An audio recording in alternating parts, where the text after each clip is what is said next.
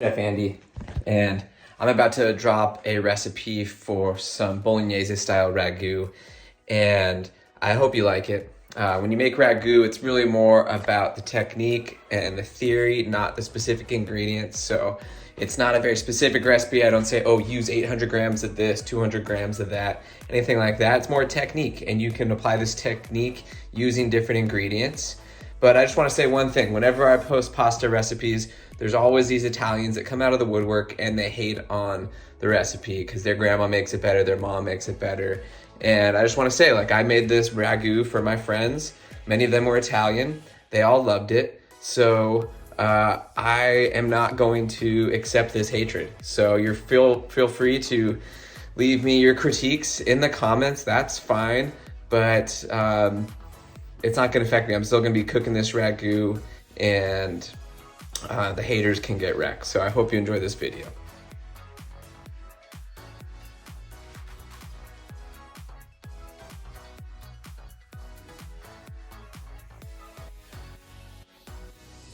Oscar's here. We are making ragu. We got the meat program stacked up. First things first, we get a coffee going. Cut up these, I peeled these. This is probably like, these are like 4 or 5 small onions. You need like 3 good sized ones. I'm just gonna cut these up, and I cut them, I cube them because this is a faster ragu, so you want them kind of small. If this was a longer cooking ragu, you could just French them. You could just kind of slice them, but these I'm gonna cube up.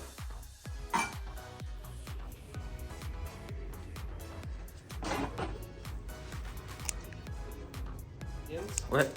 Okay, ready? All right. Okay, so I got my onions here, and now I'm just gonna do like 2 good cloves of garlic smashed.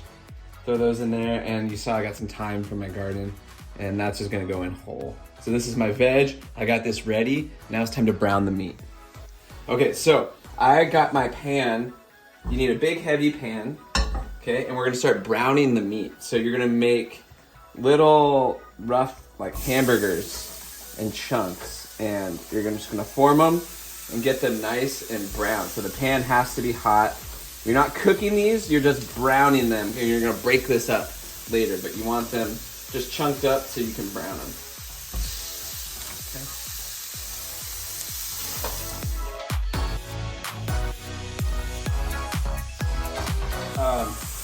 I'm browning about 2 pounds of beef and about a pound of sausage, but this is some game here.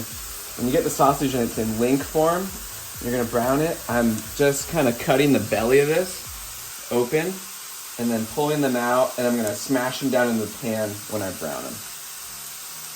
And as you're browning the meat, you wanna just season it up with a little salt. That's key for making any sauce or soup or ragu, is you have to season as you go. You can't just cook it and then put the salt in afterwards. It tastes different. You season it as you go. It's key. Okay, so I opened up these sausages. Now I'm just pressing them down in here to get them nice and brown. And then afterwards we brown them. We're gonna break them up anyway. So just make it easier to cook them like that.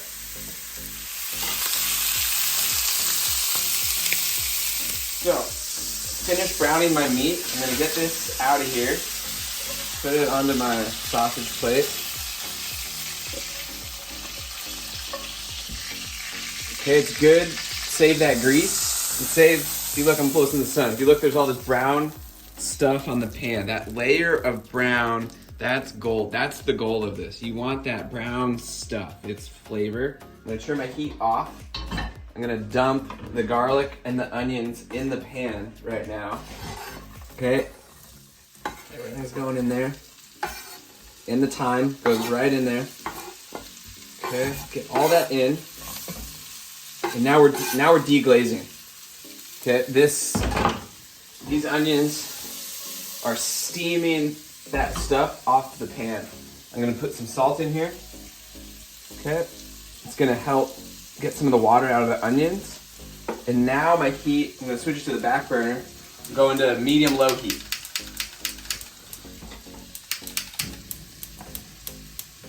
Okay, that's on there.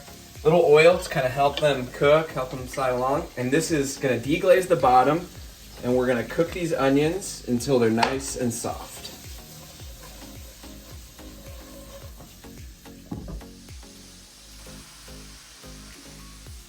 Okay, dirty secret.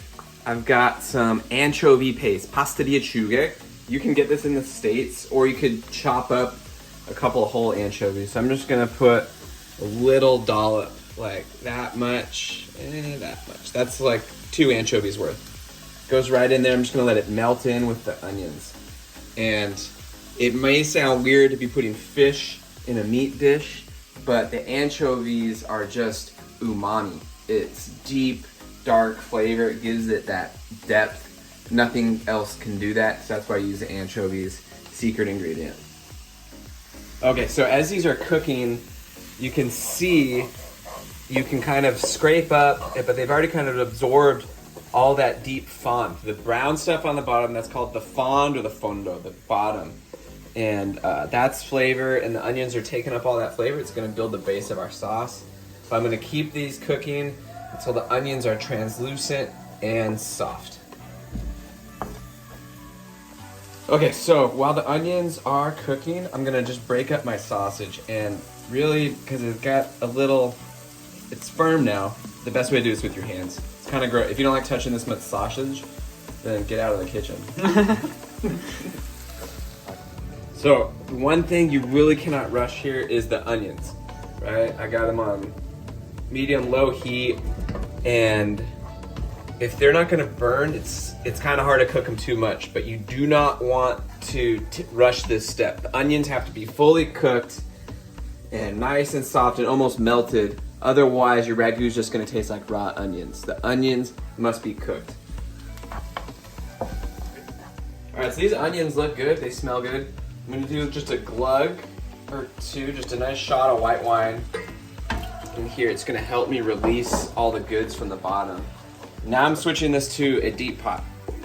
Now it's gonna get saucy, so this is important to get all this in there. Now you want a deep, heavy pot when you're going ragu.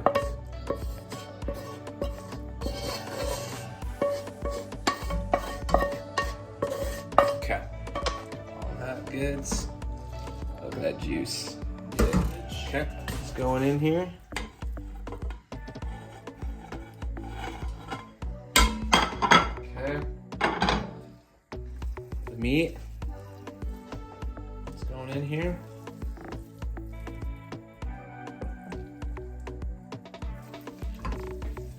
The meat breaks up super easily. Sausages are a little more firm.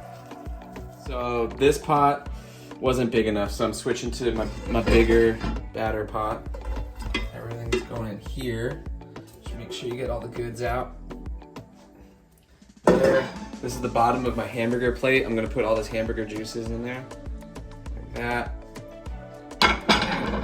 It's on lowish heat. My meat's in here. I'm gonna add another good glug of wine. White wine. Okay. Now, stir this up. Just give it a second for that wine to cook off a little. And this is a good opportunity to kind of de-chunkify everything.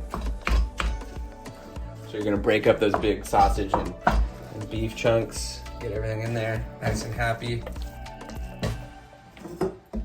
Get all those onions off of this one. Okay. Okay. All right, so now I've got my tomato. And this is polpa di pomodoro, so this is a nice saucy, liquidy tomato, but you can also get whole San Marzanos and crush them yourself. So just, you want a liquidy, smooth tomato product, and just get the best tomato that you can. That's my only tip. So this is going in, and it's not a lot of tomato. It's mostly meat, but just enough tomato so that you have some liquid for this thing to braise.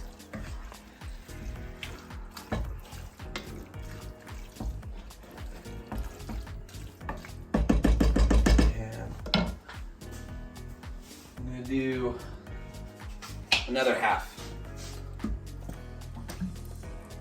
Well, let's call it 2. I'm gonna do 2 tomato cans. So 2 jars like this. So this was, each of these were 690 grams. So, but that's like 12 ounce. Each of these is like 16 ounces, so 2 big cans of tomato would be the equivalent. But the idea is not the recipe. You gotta just eyeball this and make sure you have enough liquid for the meat to be able to cook down and not burn. I'm gonna do that. I'm gonna add a little more wine here. And I'm actually, this is dirty, I'm gonna add some water. And when you add the water, you use it to rinse out these. So just a glug of water. You could do broth too. You could add a little bit of broth if you want. You don't have to do that. Okay, I'm rinsing my cans out. It's water. So when it's ready to go, it's just loose enough, right, that the meat can swim and you can comfortably slow cook this bad boy. And I'm gonna turn my heat down and I'm gonna cover this.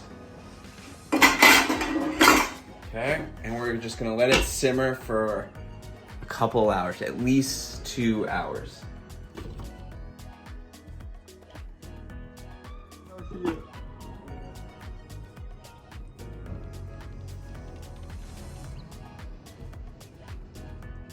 Okay, so as this thing is simmering, every once in a while, you're gonna wanna get in there and just make sure you can scrape the bottom. If something sticks to the bottom, it will burn. So you just gotta make sure you're juicy enough. If it starts getting really dry, you can add water. And but this thing's happy. This is good. When you cover it, you cook a ragu covered because you don't want it to dry out. You wanna keep those liquids in there and let the flavors develop. Buongiorno a tutti. Taking a walk now, ragu is simmering. There's all the people hanging out in Perugia.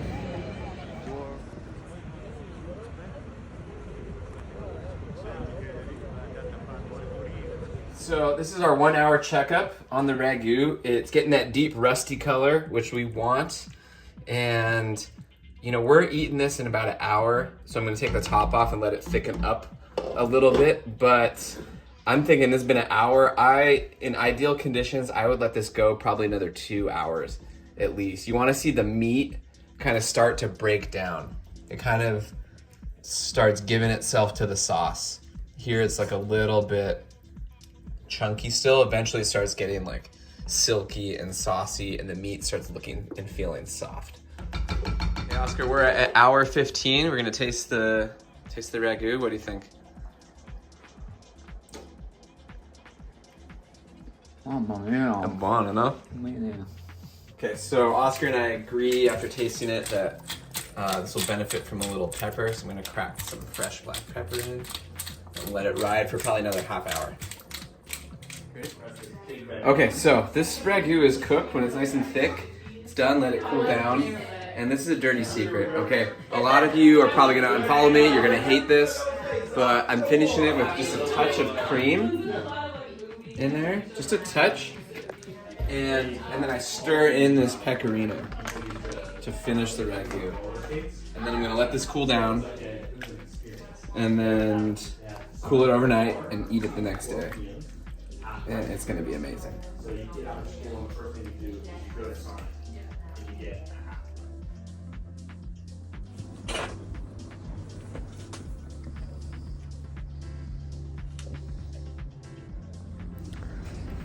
Like I said, if you don't like my ragu recipe, you can get wrecked. But if you do and you want more recipes, throw me a comment, throw me a like, subscribe to the channel. I appreciate that. And wherever you are, wherever you're going, stay hungry and take it slow.